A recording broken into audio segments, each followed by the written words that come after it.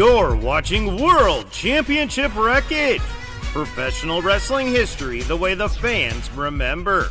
Brought to you by Rivet City Radio and the World Championship Wreckage YouTube channel. Please don't forget to like and subscribe. Today's episode. Whoa, whoa, whoa, whoa, whoa. It's season 2, baby. We're changing it up.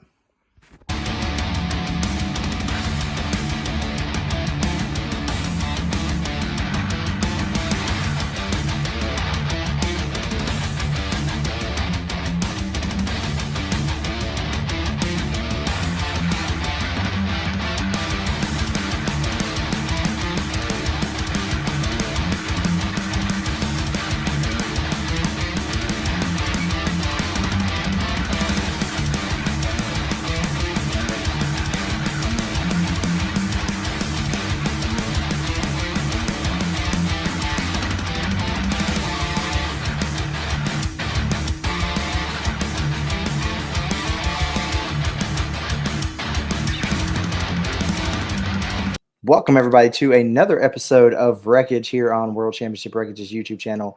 As always, I am your friendly neighborhood dad hat wearing wrestling fan, Dad Hat Wrestling, joined by my buddy from Cole TV. You know him, you love him, XLJ the OG. What's up, buddy? I'm doing good, man. I'm ready to talk SummerSlam. I'm excited for SummerSlam. I know you are. You're going. I'm going. This is going to be my first SummerSlam in person, so I'm excited. I popped the cherry on WrestleMania this year, so I figured, what the hell, I might as well go to the biggest party of the summer.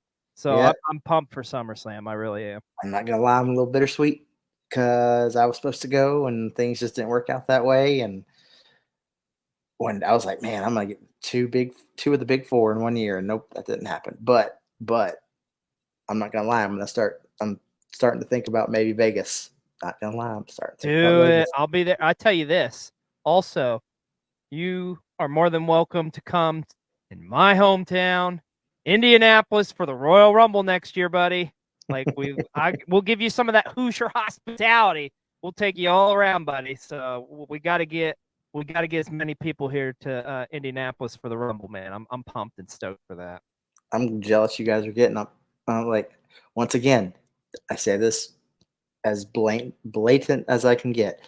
I'm going to get close here. WWE, why the fuck hasn't there not been a WrestleMania in Charlotte, North Carolina? These are facts, because, I mean, truthfully, we did have WrestleMania 8 at the Hoosier Dome. Yeah. So. Well, as you see, the Will Gray this week. At this moment, him and his other half, they are seeing Deadpool and Wolverine, which, if you haven't seen it, go see it. It's such fantastic. A great fucking movie. It is so good. Mm-hmm.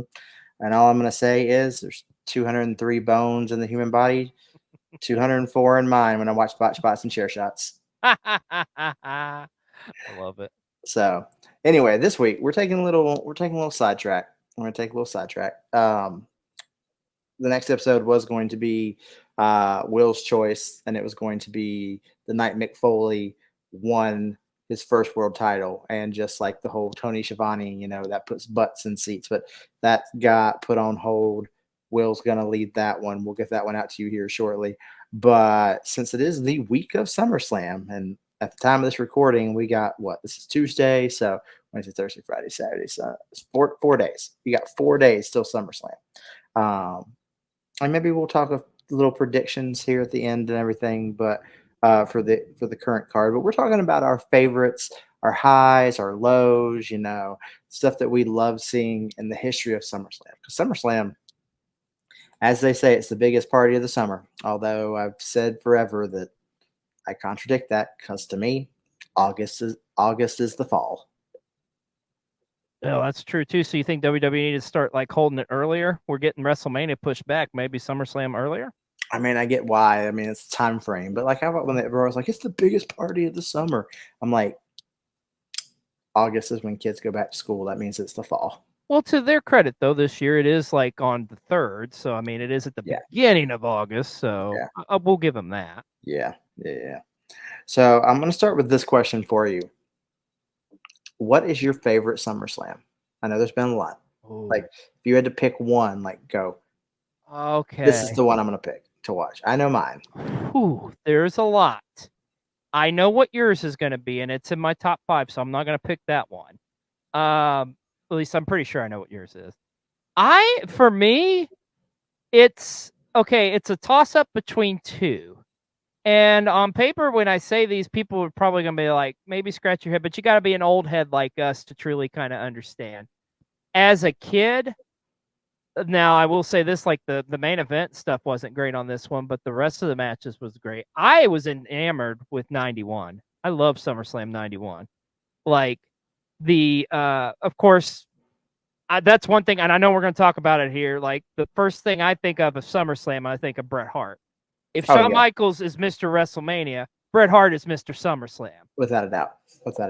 So, I mean, you get the kickoff there of the launching pad of Bret Hart against Mr. Perfect for the IC title in what is my favorite SummerSlam match of all time. The best sharpshooter he ever put on. He arching and pulling back. Like, it looks painful. Poetic. Yeah. It's like you could do a painting of that. It's so iconic. It's one of those iconic images in pro wrestling. So of course you have that match, and then you also get the Legion of Doom winning their first WWF tag team titles against the Nasty Boys in a street fight, which you didn't get that back in that time frame in the WWF. Nope. You also get payoff for Virgil and $1 Million Man's rivalry as Virgil beats the $1 Million Man for the $1 Million belt. The infamous jailhouse match with the Mountie and the Big Boss Man. Oh my, yeah. But what I loved about that was the stuff afterwards with the Mountie when they're taking him to prison, and he's just, they're like, give us your finger, we're gonna fingerprint you. He's like, you want the finger? Here's the finger, and he flips off the guy. Oh man, it's such good stuff. So 91 sticks out to me, and 94 is another one that I really love. Main event, obviously, Undertaker versus Undertaker. That's a head scratcher. But you get one of my favorite cage matches of all time, Bret Hart versus Owen Hart. I mean, that is pure, like, no pun intended, excellence. You also have a great, there's some hidden gems on that show too, I think. You have a great Intercontinental Championship matchup between Razor Ramon and Diesel. You have an incredible Women's Championship matchup between Alundra Blaze and Bull Nakano. So those are the two I tend to gravitate towards, and there's one more, but I think we need to hear what your favorite SummerSlam is, because I'm pretty sure we're in agreement with what that is. I mean, there is one that is in particular my favorite, but there's a 3-year span that I freaking love. My favorite of all time is 1998, The Highway to Hell. There it is. Madison Square Garden with the short entrance, which I loved. I wish they'd go back to that for Madison Square Garden. Also, by the way, if for some reason this cuts out, there's a thunderstorm going on, my power goes out, I'll message you. But also, people, you might hear thunder in the background. But it's fantastic pay-per-view main event. Stone Cold and Taker in the Garden. You get, I mean, ICP and the Oddities are in there. That spot in that match, though, the Taker jumping from the top rope to the table with Austin, that's crazy. Yep. It has my absolute favorite match of all time, and I stand by this, the best ladder match, better than the Shawn and Razor match, Rock and Hunter. Like, that is a hill I will die on. And I know that's not a popular opinion, but I love that damn match. Like, it's what I think that's what made me a Hunter fan, is that match. Well, think about the significance of it, DadHat. I mean, you literally have like the two next big up and coming stars in the WWF at the time with The Rock and Triple H, and that tremendous rivalry they had all summer with DX and the Nation. It's like the culmination of that. Yeah, it's a phenomenal match, and it is a historic match in the trajectory of where those two guys would go after it. Yeah, and I mean, I don't know, it's such a like like you read through the card and you're just like, Attitude Era. Like, yes, Dude. there's a lot of junk, but like I'm just gonna name, like I'm gonna read off some of these matches and everything. So like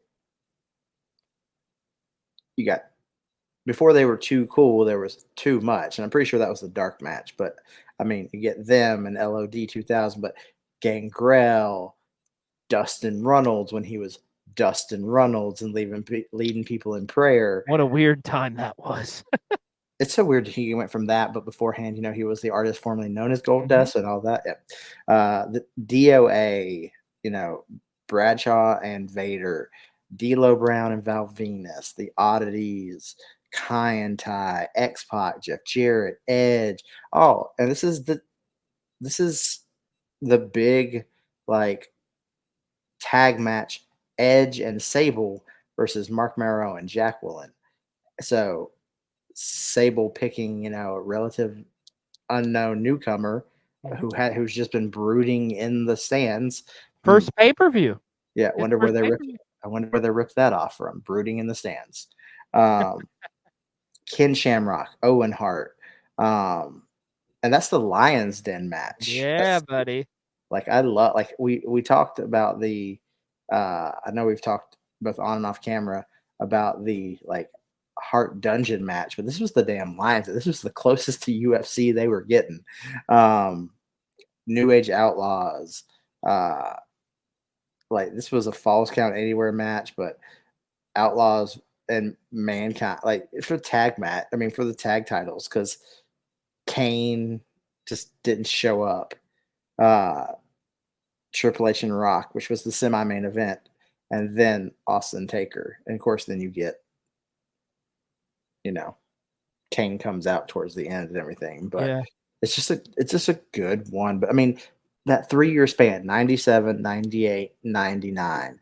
And when I mean, so 98 into 99, that's when my channel, that's when I had flipped and I was full on WWE.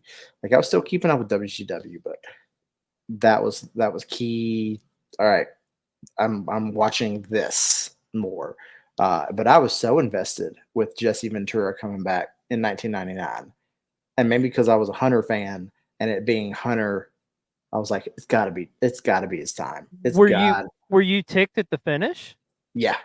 As much as I love Mick. Especially because the very next night they give him the title anyway. Yeah, what was the point? Mm-hmm. Yeah. So 99 is one of your favorite ones. 99's, yeah. Interesting. Mainly the main event, but with Ventura and everything. But 99. Do you have a least favorite SummerSlam when you're like, I'm not watching that one again? Well, I'm not a big fan of 99. I gotta be honest. I just think like and here's the thing. The build and stuff for some of the matches was decent enough, but I felt like they could have put out a better show because I feel like at 99, and I think what really made it fall on its ass, no pun intended, was Billy Gunn and Rock. Yeah, that really wasn't as compelling. And I mean, the whole like, God, it's me, Billy. Like, it doesn't matter what your name is, My name's Bob. My name's Bob. Yeah. I mean, there was a good tag. I like the Taker and Big Show tandem. I hear it. Thunder just and the thunder rolls. But that's what my son sings every time that he hears thunder. Your son's a smart man. But I won't say 99 is one of the worst. I just I thought 98 compared to 99 was like as a night and day difference. I felt like. Now, if people ask me, like, show me a pay-per-view from the Attitude Era, I'm going to SummerSlam 98. It's the first thing that comes to mind. Mm-hmm. It's just loaded from top to bottom. But as far as like a worst one or one I don't really care for, I mean, it's kind of like, what is the worst SummerSlam? That's a good question. Like, I mean, because when I think about it, there's not one that sticks out from top to bottom that sucked. I mean, there's so many now at this point. There's so many. Yeah, but there's something. That's the thing, DadHat, and I think that's what's great about this pay-per-view and the history of it. there's at least one or two or something on there that's like a decent, like a perfect example. You could go to 95. I mean, that main event, that's one of the worst main events of all time, Diesel and King Mabel. But you also had the rematch between Shawn Michaels and Razor Ramon, ladder match too. Right. I mean, that saved that show. And there's some good undercard matches on that show, like Hakushi against 1-2-3 Kid, Bob Holly against Hunter Hearst Helmsley, just to name a few. And people shit on 94. I get it. Like with the Lex Express, the terrible finish and stuff. But I don't know, something about 93 for me, just as a kid, I hold close to. Like, if I had to like say one was the worst, I could see that being a candidate. Yeah. But I don't know. And let me ask you this, because we're old heads here. Like, for me, I feel like I can pretty much remember the majority of all the SummerSlam pay-per-views up until about like 2006, 7-ish. And I feel like thereafter they went through like a slump where it was just kind of like, all right, this is what's going on. Let's just get these guys on the card. Like, I felt like SummerSlam lost some of its luster. Like, it was good or decent, but it wasn't as magical. I will say that SummerSlam is the first. So, a lot of wrestling fans have said that they left wrestling, and some might come back to it, and some didn't. There was a time for me where I wasn't watching it. I mean, I was in college. Like, I didn't have time.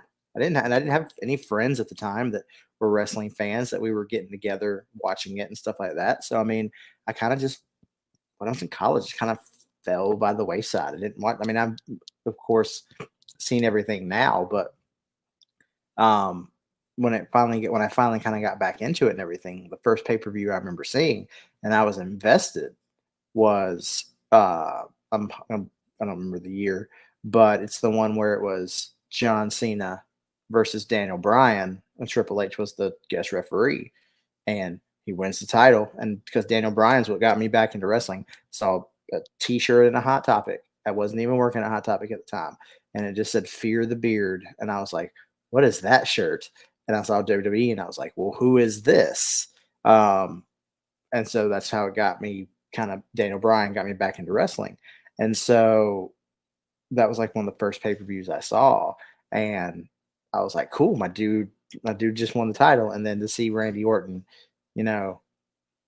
come in, cash in, take it immediately away from him, I was like, dude, that sucks. But I think back to that one. That's a good one. That is a good SummerSlam. I think it's 2013, I want to say, but I mean, you also got Punk against Lesnar on that show too, which was a great matchup. Far better than it should have been. Yeah, it really was. It was a solid show. That was a good one. I do like that SummerSlam, and I also think back to Summer of Punk, a couple of years before that. That was very compelling.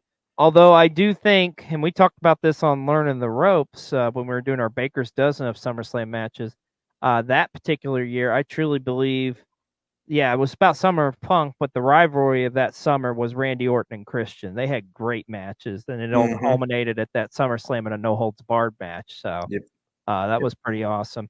Hey, DadHat, let me ask you this, because you probably remember, like, SummerSlam went through a time frame where it was just exclusively held at the Staples Center for like, I think it was 5 years or something like that. And then they turn around and it was held at Barclays for like 5 straight years or something. Yeah. Do you think that kind of hurt it a little bit? Because in my opinion, I think it kind of did. Well, I mean, you look back at WCW, if you look back at like War Games for at least 3 or 4 years, it was always Winston-Salem, North Carolina. We're in Halloween Havoc at Vegas. Yeah, Halloween Havoc in Vegas. Like, it kind of became their thing. So I don't know if it hurt it and everything, but I definitely I don't know. It's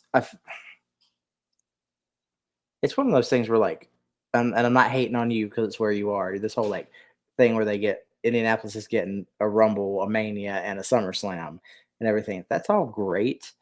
But at the same time, like, spread the love out. Spread the love, yeah. Like, am I bitter that Charlotte doesn't get anything but Raw and SmackDowns? Damn right I am. But I mean, I would love to be able to say, "Hey, I'm going to a pay-per-view. By the way, I'll be home 2 hours after it ends because I'll have to fight traffic." But uh, instead of, my Yeah. wife is still not. I don't think super happy that we drove back after Rumble. I literally said that. She just gave me the death stare. Nice. Mhm. Um, but yeah, I don't know if it hurt. Let me throw at you though. I'm gonna throw. This is coming from Bleacher Report. I'm not gonna name them all, but I'm gonna go through this. They've got a list of the 50 greatest SummerSlam matches, and this was not. It's 2 years old, so doesn't have anything in the past 2 years. But I'm gonna name a couple things here. Um, First thing that this is, and I'll tell you their ranking as we're going through. Number 47. I love this freaking match. The Boiler Room Brawl. Undertaker and Mankind, 1996. That to me feels criminally low. Yeah. Like I guess the only argument I could see is the fact that it was pre-taped because they taped the match the night before. But nah, I don't agree with I that. love that match. Is it a Love top that. 10 SummerSlam match? There's a lot of great ones. Yeah. I think it's easily a top 20 in my opinion. Especially with the significance of what happened with Paul Bearer turning on Taker. That was because you got to keep in mind, you go back to this time frame, we didn't see like crazy swerves like that as much. So for me, I think that's a little low. I think it should be a little bit higher, I would say. Yeah, no, I agree. I agree with that. Number 46, like I said, I'm not going to go through each one, but this one isn't it. It had significance, and what happened is a damn shame. And I think it would have changed this person's trajectory tremendously. But 2016, the crowning of the first Universal Championship, Seth Rollins versus Finn Balor. Finn Balor going over, getting hurt, relinquishing it the very next night. Yeah. But it does give us a Kevin Owens World Championship because of it. Oh yeah. At 46, I don't know. Like, I mean, I think it's gosh, it's hard saying. Like, I could see it being a little bit higher, but I don't think there's as much as an argument for the Boiler Room Brawl being higher than as there like for this, I would say. I'm surprised again, this is way up there if you're doing top 50. Number 43. We're going to 1997. There's a lot of comparison to what's happening right now and what we're going to see this weekend. The Undertaker versus Bret Hart. Shawn Michaels is a special guest referee. I actually had that in my top 10 list of my favorite SummerSlam matches of all time. It's a great match. Great. The storytelling's great. I mean, you get so much out of it because then it's like, okay, the story is like Shawn and Bret. But now it's like, okay, Shawn, and you're exactly right with the Drew, Seth, and Punk stuff. There's a lot of parallels that can be made there. When it's even creepier, though, is they're doing so. 1997, they do that. What comes right around the corner after SummerSlam 97? First Bad Blood, first Hell in a Cell. What's coming right after a triple threat? I mean, after this triple threat or this match with Seth as guest referee, Bad Blood comes back, and you better. I would put money on that there's going to be at least a Hell in a Cell match at this Bad Blood. You know, it's funny. We were having a discussion about this on our SummerSlam prediction show, and I think I want to say it was Michael, I think, suggested that, Bad Blood, it's a triple threat match between the three. But what if they put it in a Hell in a Cell? Man, that'd be man. I don't think you need the Hell in a Cell, honestly. Just keep it as a triple threat. Number 35, IC title, Rob Van Dam versus Chris Benoit, 2002. You say 25? Number 35. Oh, 35. Yeah, it's about right, I would say. Like, it's a damn good matchup. So, I'm okay with that being there. This is the one that I need to go back and watch because I remember it because I remember it. Everybody's going to know it for the meme or the GIF. 2015, it's ranked at number 30, The Undertaker and Brock Lesnar for the Oh laughing yeah. laughing taker. I wasn't a fan of that match, to be quite frank. Like, but I guess. I mean, well, let me say this: that match that should not be higher than the Boiler Room Brawl. There's no way. Yeah. No way. Because I remember a lot more about the Boiler Room Brawl than I do that matchup. Because outside that GIF, what else Yeah. is there really to remember? I'm pretty sure Taker, I think he did get his win back in that match. I think so. That's about it. See, to me, one of the big injustices with this list, this is ranked at number 22. I might have this in my top 5, maybe my top 3 SummerSlam matches of all time. 2002, unsanctioned match, HBK and Triple H, the return of Shawn Michaels. 22? 22 is what the fuck is higher than that? That's it's funny because like on gotta get another plug in because that's what I do. So in Learn the Ropes, we had our Baker's Dozen, and Mike had his match ranked at number 10, and our good buddy Pat the Wise Man from La Familia and the rest of La Familia I thought was gonna lose their shit, and I was just kind of like, there's no way, like how 22. What the fuck is like that's a top that's easily a top 5 matchup. And I'm a Brett guy through and through. But that there's so much that come from that matchup, and like how that match should not have been as good as it was. It's crazy. It's downright criminal that it's at 22. That's batshit. That's whoever the fucking put that list together needs to rethink their life. No. Yeah, No. because I'm going through this. You know what they have ranked at number 12? Well, I'm curious, before we do that, what the hell's 21? Let me scroll back up. Oh, you're going to laugh. I remember the Shawn Michaels Invader 96. Get the fuck out of here. Like, fucking, who is the idiot that, like, okay, I was expecting it to be like that is just showing how fucking stupid you are. Yeah. I'm sorry. And I try to be like fair, but no, that is idiotic. Okay, I'm triggered now. I'm about to trigger you even more. So your Bret Hart versus Mr. Perfect, 1991, ranked number 13. Okay. I still would probably put that in my top 5. Mm-hmm. You know it's ranked at number 12? Oh dear God, I'm afraid to ask. 2017 Fatal 4-Way Universal, Braun Strowman, Samoa Joe, Roman Reigns, and Brock Lesnar. People love that damn match. It's okay. It's fine. But it's not, I don't think it's anywhere near like a top 20, really, in my opinion. Yeah. But over Brett and Perfect, no. Yeah. No. Yeah. Not even close. Now I do like number 11. This is 2001, Kurt Angle and Stone Cold Steve Austin. Criminally underrated match. Very. They had great chemistry. I mean, Kurt had chemistry with everybody. Yeah. And I would say this, the finish of that matchup is the only time I can recall where a DQ finish happened and I wasn't like pissed about it. Yeah. Like, I was okay with it. All right. I am going to go through the top 10. Based on this. What the fuck is number 1? But anyways, I'm excited. I'm anticipating it. Number 10, 2019 Universal Championship, Seth Rollins versus Brock Lesnar. No. Get the fuck out of here. No, not top 10. Number 9, this would probably be my number 1, but I've already said it.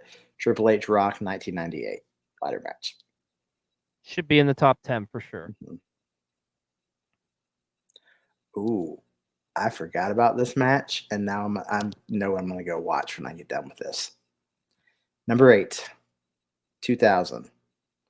Best 2 out of 3 falls. Chris Jericho versus Chris Benoit. Give it some love.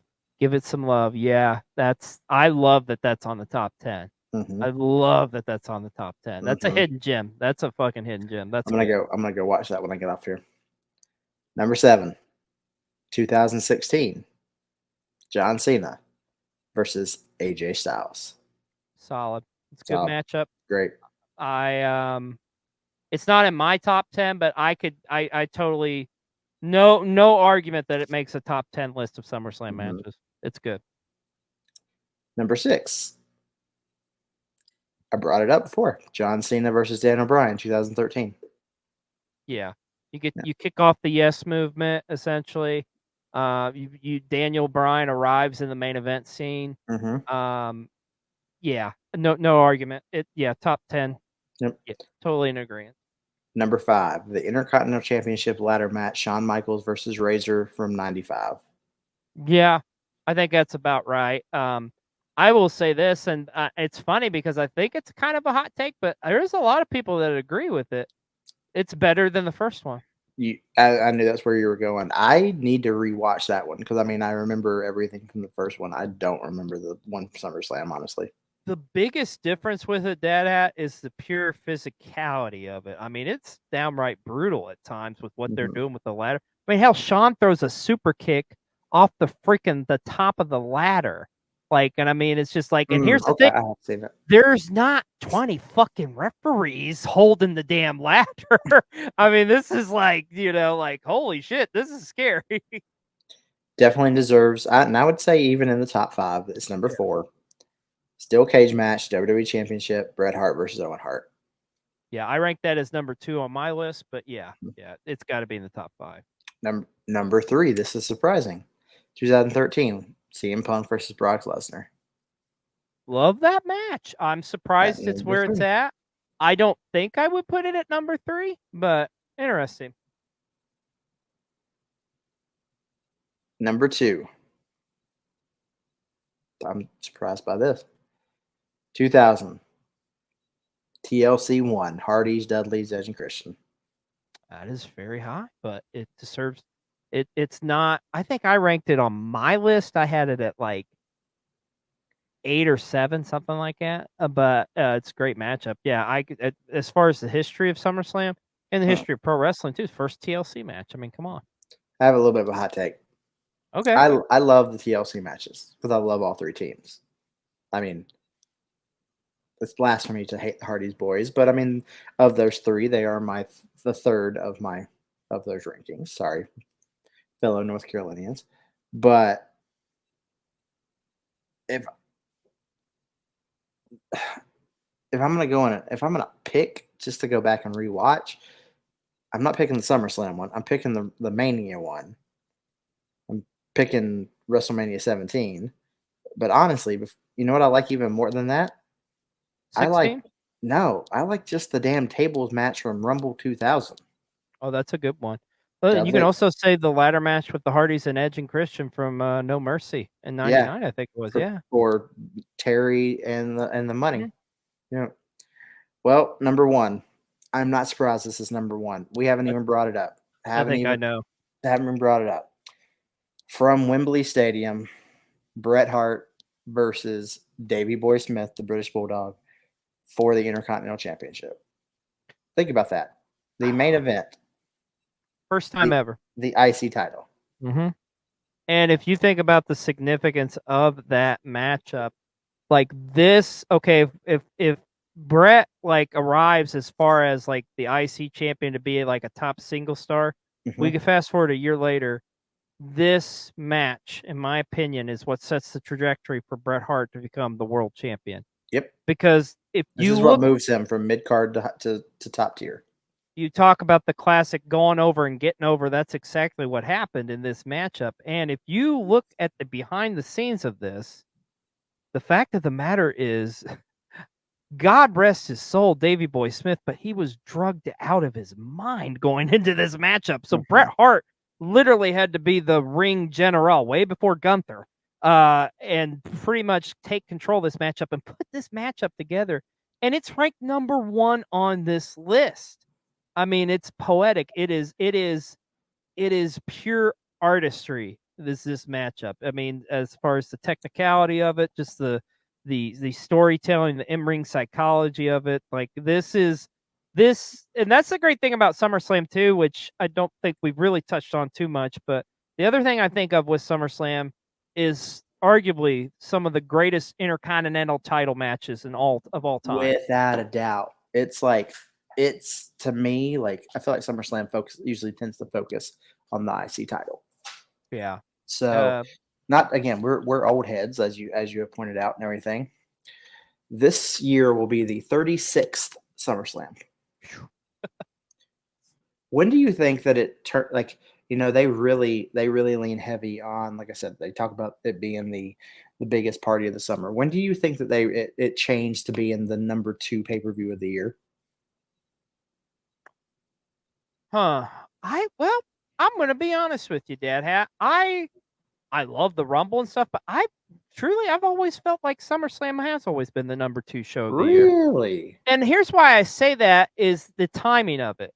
Because the Rumble is great, and I love the Rumble. But with the Rumble, what's the point of the Rumble? To win the Rumble and go on to WrestleMania. Yeah. So for me, I always kind of hold that. So like SummerSlam, I felt like stand out on its own as like the top. It's like if you divided the WWF into like 2 seasons, so to speak, Mhm. So it's like, okay, if I get to the end of like the season of WrestleMania, then I feel like the end of SummerSlam, and then we're moving on, which makes for a longer season, I know, for going into Mania season. But I don't know. I've just always felt like SummerSlam kind of stands out on its own and is the number 2 show. Mhm. Well, SummerSlam and I said that countdown that I just kind of, or the rankings I just kind of went through, which, yeah, I do not agree with a lot of that. But top 10, I probably agree with most of those top 10s. Look at the last 2 years and everything. You got, SummerSlam was like the first big, like the start of the Hunter era. That was where he got like he brought back Dakota Kai. He brought back, Bailey returned with Io Sky. We get the start of Damage Control. And I remember thinking, all right, well, that's kind of cool. And look what they did with Damage Control. And right now, it's a little bit, but it's, look what they did. They became a very big part of the main roster in the last 2 years because of that. But SummerSlam, like, it makes me wonder, like, because that happened, is Hunter going to really show some love to SummerSlam even more going forward? Because I feel like SummerSlam for him was always a peak. Like, he had plenty of WrestleMania moments, but he had a ton of SummerSlam moments too. Oh yeah. Well, and I think too a sign of that is the fact that here in what was it 2026, we're going to 2 nights. That is And right. as it stands, that's going to be the first show outside of Mania to go 2 nights. Now, of course, a lot can happen between now and then. Mhm. But I mean, that just goes to show you how big this show is going to get or has gotten. It's such a, I don't know. It's just so weird that, like, I know when they announced that, I was like, what? Uh, I mean, it deserves it. I mean, 36 years. That's a long time to be doing the same pay per view. Yeah, and I know we've had this discussion before. I know I've had this discussion with other people before, but like to me, the one pay-per-view right now they have that makes absolute sense you should do 2 nights is the Rumble. Because you can do one night the women's Rumble, and the next night you can do the men's Rumble or flip-flop it. You get 2 It, Rumble. There's 2 it, Rumbles in one night. It's cool and all, but it is kind of exhausting too. so I mean, having gone to the Rumble this year, and the Rumble has been, I always said, like, man, I think I'd like to do a Rumble more than a Mania because I really loved Rumble. Nah, it was great because you did get to see so many people, but you only get those handful of matches, and then because the 2 Rumbles take up so much time, like, Yep. that's the thing. So I mean, yeah, I would, if I was going to do 2 nights, I would do the Rumble. But I mean, why not do 2 nights for your big 4 That's what I was gonna say. Do you think we other than get to a Survivor point Series? where we get? Well, do you think we get a 2 nights on Survivor Series at some point, or I don't consider Survivor Series the big 4 anymore. so? What do you consider Money in the Bank? Yeah, Okay. yeah. Eh, To me, that's kind of like it. Like, back in the day, I mean, it was a special thing because it was right around Thanksgiving. But Money in the Bank just holds so much, like, weight now. Like, it had so many historical moments with the cash in, both on the night and not on the night. But, like, It has made superstars. It has made superstars, and then they didn't cash in, and now they're floundering on the bottom tier. I'm looking at you, Baron Corbin. As much as I like Baron Corbin, would like to have seen more from him, but I think that was a Vinceism. But anyway, we're getting off topic because we're talking money right now. We're talking about SummerSlam, but I literally, before we started recording, I saw a thing that said that do not be surprised if we get some shakeups, some changes, and maybe some additional matches to this weekend's card.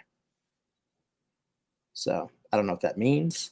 I think a lot of people were kind of upset that they announced the whole Wyatt 6 debut for Raw after. I think it makes sense though, because like honestly, this card right now that we're looking at, I mean, okay, it's 7 matches, but it's 7 solid matches. I mean, like that's more than a lot of the other pay-per-views have had. Yeah, because lately we've been just doing 5. I mean, this is going to go 4+ hours. We got The Miz as the host, Jelly Roll's performing. I mean, this is going to be a long show. Oh, I didn't realize Miz was hosting. Yeah, they announced it this week on Raw. The Miz is the official host, which makes sense because it's like Cleveland. We got to do something with them. So yeah. So that makes sense. I'm excited though. I mean, for obvious reasons, I'm going into this one. It's like my first one, but I am glad this is my first one. There's some matches, I'm more excited about than others. Mm-hmm. As far as shaking things up, I think there's going to be 2 big things that come out of this SummerSlam. Number one, I think this is the beginning of the end for the Judgment Day. Because I think like both of like in the world title match and the women's championship match, they're gonna crumble. Which may I just say this: the most anticipated match for me at this SummerSlam is by far above anything else. Liv Morgan and Rhea Ripley. Like the build for that has been. I love it. I love it. Yeah. Every bit of it. The stuff with Dirty Dom. Like the back and forth with like Liv and stuff, and what I think is going to happen. Because DadHat, here's my bold prediction with that. I think everybody's going to expect Dom to like turn on Rhea or something. I don't think that's going to happen. I think Finn cost her the match, and he shows his hand finally. And Finn and Liv were planning this thing all along. Because if you look at long-term storytelling, which Triple H loves. Look back to a couple years ago when Judgment Day formed, there was like a kind of a trio between them and AJ Styles that was like, we got to take the Judgment Day down. Mm-hmm. So, and here we come a couple years later, and it starts to happen. I think that's like going to be your big just trying to like fill in holes that Vince left wide open. Yeah. I think that's the big moment. One of the big things, and the other big thing is Roman's coming back. I can't see him not coming back. I don't want him back. I don't want him back yet. Really? How come? No, I don't want him back yet. Let him stay away. Okay. Let him be gone. Let him be gone. I said I think he should be gone over a year. Over a year.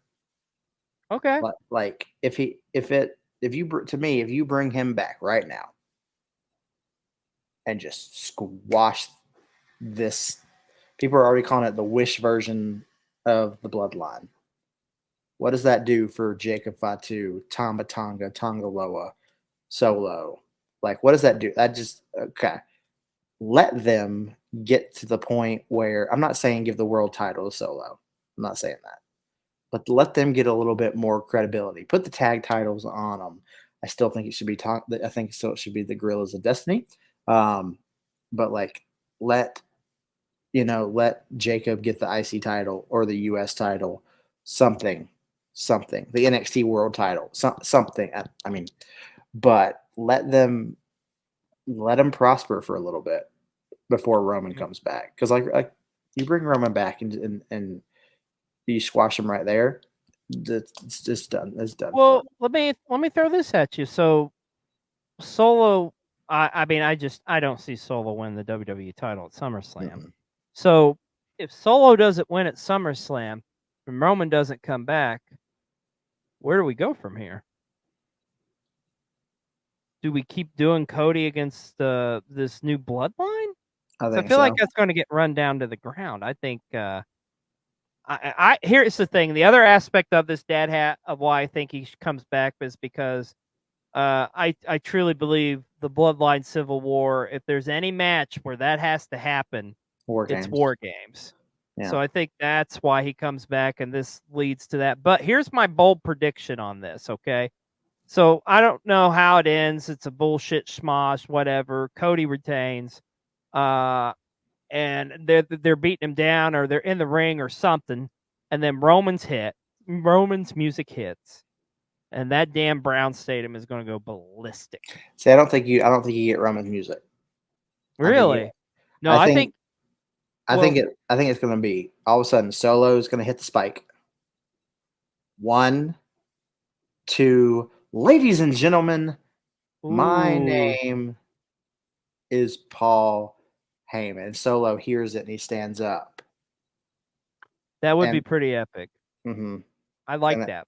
Which gives time for Cody to kind of get his bearings. And here's the thing: everybody thinks it's going to be Roman. What if it's Jimmy? I think Jimmy gets involved, but I don't think he's going to be the guy that costs. But so fantasy book in here. This is what I think's how it goes down exactly. Roman's music hits. He comes out. Roman and Solo don't touch. They just stare each other down, and Solo leaves. But this is the key moment, as to just finalize our story from beforehand. I think Roman looks at Cody, shakes his hand, and acknowledges Cody, like, you beat me. You ended my reign, no pun intended. And now, like, I acknowledge that you're the top guy, essentially. And then now it's like, all right, I got to take care of business. I got some family business to tend to before I can get back to where I challenge the American Nightmare and get my championship back. I think that'd be a pretty cool moment.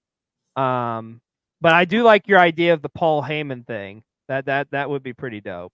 Mm-hmm. Yeah, I mean, I agree with War Games. I agree that, but this is if it's gonna be a War Games, I'm pretty sure on the Roman side it's going to be Roman, Jimmy, Jay, Cody, Sammy. Yeah, I could see that. Because we do know there's another family member that has signed, Hikuleo from New Japan. We do know has signed with WWE and is going to show up at some point. It could be at SummerSlam. This does not mean to sound bad at all. I don't know if I would debut him at SummerSlam. I think you debut him at SummerSlam. I think that you get a cricket's whisper of people acknowledging and realizing who it is. Yeah, but also there is the size factor because he is a big man. I know. I know he was in AEW. I know he did stuff with New Japan and everything, but a lot of people, your casual fans that look at, they're not going to know. They're going to think they're going to realize, like, okay, it's got to be another one of the damn Tongans or something. Yeah. But yeah, it's not as an impactful as, well, let me throw this at you. Because B-Roll brought this up. The Rock just finished filming his movie. Mm-hmm. Does Rock show up at SummerSlam? I wouldn't put it past them using them. Yeah. I don't think he does anything like as far as like Well, he may get physical. We're gonna get an ending like Mania, but at the ending of SummerSlam. And I'm glad you brought that up too. And we talked about this on our prediction show. Let's say they recreate that to a certain extent. We get like a big bullshit smosh thing where everybody's coming out. If they do that, DadHat, does that tarnish the finish of WrestleMania 40? No. You don't think so? No, because people are still going to remember it. It was the end of a historic title reign. It was, I mean, did they do it exactly the way I would want it? No, but no offense, but I get it. It was a money thing. I would have rather have Austin show up than Taker. Oh, that would have made so much more sense. But I still stand by for WrestleMania 40, who it should have been. It's a passing of the torch moment that you're giving Cody to be the biggest babyface. As much as I don't like him, fuck you, Terry. It should have been Hogan and Cena. Like you're Hogan, Austin, Cena. all of them. Okay. Those are your baby faces that came and helped. The flag bearers for WWE. Your biggest names that you're now passing on to the next big baby face you're trying to make. Like, I get it. I just like my hatred for Terry though. no, I'm right there with you. Which, by the way, can I ask you something? Yeah. How come in every figure line that comes out now there has to be a freaking Terry action figure in it? Every line. I don't understand that either. It's like it's not like the man had enough fucking action figures when we were growing up as kids. Yeah. Now it's like, geez, really? Mattel, like, you know what, Mattel? Where's my Bastion Booger figure? I want a Bastion Booger figure over a fucking another like 20th Hulk Hogan variant. That's fine. Come on, man. Yeah. Yeah. Yeah. Every time they do a line, I'm just like, why is there Hogan? Why is there Hogan? But anyway, we have now totally gone off the path. Well, sir. Okay. I'm excited to hear and see your stories from Cleveland. I hope you have a blast. Please let me know any fun things you see at the Superstore. Oh, we'll be hollering at you for sure. You'll be there, mm-hmm. but I will be somewhere too this weekend. Yeah, you will. So I'm only getting to go Friday, but at Friday I will be in Charlotte, North Carolina. I will be going to the Gathering. And we got some friends that are going to be there. Shout out to Sir Nicholas and Ruby Ringside and, friend of the show, friend of Cole TV, the former MLW World Heavyweight Champion, Mr. Alex Kane. So the burning question is, are you going to confront him about pineapple pizza? I'm thinking about bringing him a pizza. Nice. Yeah. I hadn't decided yet. But I'm excited to see him. My friend was like, he's gonna put you through a table, and I'm like, cool. Then bucket list item off the list. I can tell you, Alex is a very, very nice young man. I don't think he would do that, but he's a good dude. Yeah, I'm excited to meet him and see what else is going on with the Gathering. See what fun things I might add to the shelf back there. But by the way, I don't know if you can see them back there. I have all 4 cups now. Yeah. So I only have, unfortunately, because we don't have Bojangles, but I just have the Brothers of Destruction. But yeah, I will say this: I was getting nervous. Like, it was hard to find that damn Dudley's Boy cup. Like, I went to 3 different Bojangles in the area, did not have it. That was the last one, wasn't it? Yep. Yep. But hey, now I don't have to eat Bojangles anymore. Like, I'm good for a long time. Why couldn't they have struck a deal with Cookout or something, damn it? Yeah. I mean, they're the size of the Cookout cups. But again, anyway, we're going off on tangents here. Before we do some plugging and everything, like I said, we're going to do that Mick Foley episode. That's going to be coming to you. But the next episode is going to be my pick. It's my turn. And you know about this. Will knows about it and everything. But I'm going to let the audience in on it.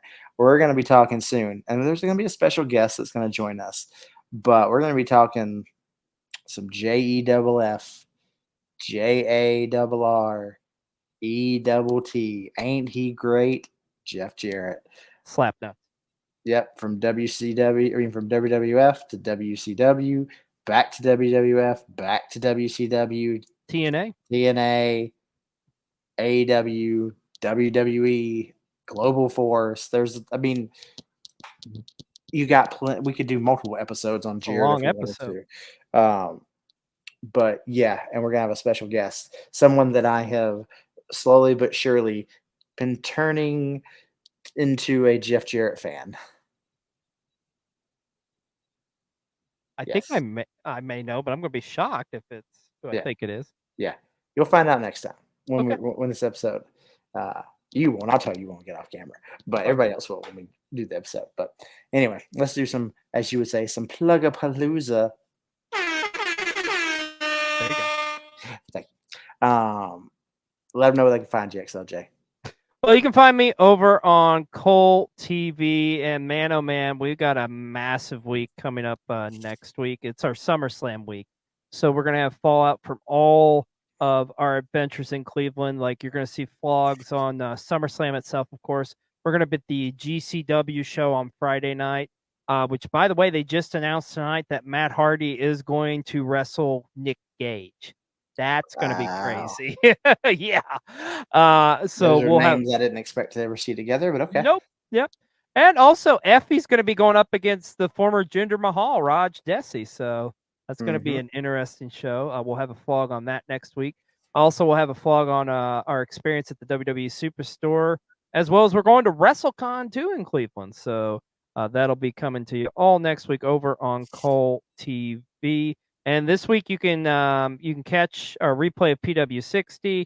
We've got our SummerSlam prediction show, and we also got a brand new episode of Friday Night Movie Night will come out on Friday night. By the time you probably see this recording, it'll probably be out, give or take. But anyways, it's a fun episode with Best Gout, myself, Jay, and B-Roll. And all I'm going to say is 2 words: alien genitalia. If that doesn't sell you, I don't know what will. But you can, and of course, you can catch me on all social platforms over on the TikTok, as well as Instagram, Facebook, all that jazz. So you can find me everywhere. DadHat Wrestling, all social media forums. You can find the World Championship Wreckage, all social media forums. We're trying to get back in the groove of things. You know, WrestleMania kind of took all the wind out of everybody, and life has happened and everything. But hey, we ain't getting paid for this. We just do it for the love of it. So we'll get content out more often, as much as we can, y'all. But I appreciate all the support as always. I appreciate everybody that works on this venture with us here on World Championship Wreckage's YouTube channel. But I'm gonna leave you.